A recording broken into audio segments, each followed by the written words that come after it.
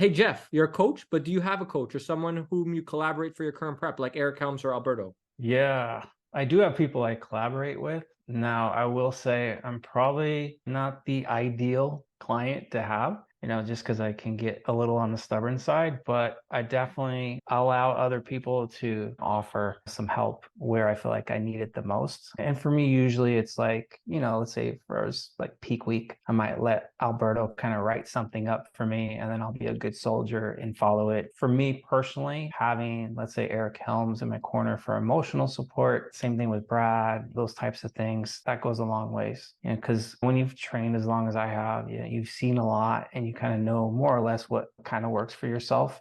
Sometimes you just need an outside eye in certain areas where it's like, okay, this could be beneficial. But to have someone like do all the X's and O's 24/7 for me, to me, it's just too much. It's almost like I don't need to be micromanaged. Right now, Brad asked me to coach him, but it was literally just formulating the big picture game plan, setting trajectory, like we need to be this weight by this date type of deal. And he just basically goes around about his day, makes it happen. And then, hey, Jeff, this is where I'm at type of thing. So maybe that's accountability, so it just kind of depends. But at this stage in my career, like I don't need to be micromanaged. Okay, that makes sense. You've been doing this for a very long time, so But I am stubborn though. I will say that's like a part of me that you can probably ask the other guys. Very stubborn. Like when we first met, like I didn't want to change my ways because like I've been doing this for so long. I got this.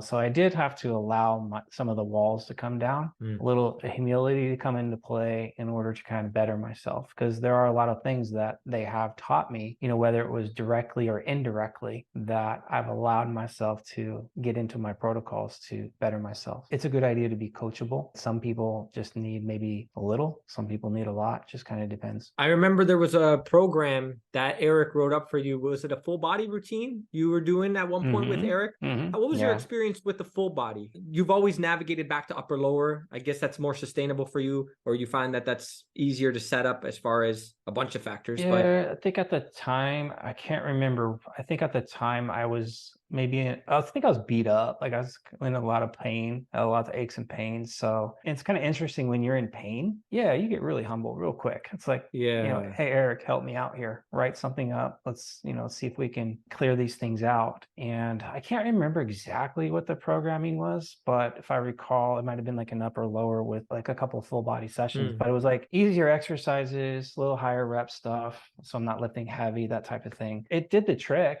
for, that short time that I was doing it. It got me to the next phase that I needed to get to. So it's kind of like a bridge. It acted as a bridge. But as far as like full body for me, like I just don't enjoy doing them. To me, it's like focusing on like, let's say more, like I said earlier, like more than one big lift in a session. It's too much physically, but also mentally, just trying to gear up for, let's say, like I got to squat and do a bench in the same session. So, and there's ways to design full body sessions to make them practical. Maybe there's one or two harder exercises for legs, maybe the upper body's like really fluffy stuff, or vice versa. But trying to do a bunch of compounds in the same session, yeah, it's going to wear you out. And just my experience in talking with people that have done full bodies, most of the time it's kind of like it's okay for a while. And then after a few weeks go by, it's like, it's starting to get wore down, right. starting getting fatigued. So just for me personally though, like upper lower, it's so flexible. It's flexible with life. If I miss a day today, like no big deal. Okay, I'll just do it tomorrow and everything kind of just carries on after that. But if you're doing a body part split as an example, you miss today, it's like I just missed my chest and arm day. Like, well, now what do I do? Do I just forget the session altogether and just pick it back up next week? Do I push things back? And if I do push it back, well, now all my days are messed up. So upper lower for me has just been super practical from a I life think perspective. right.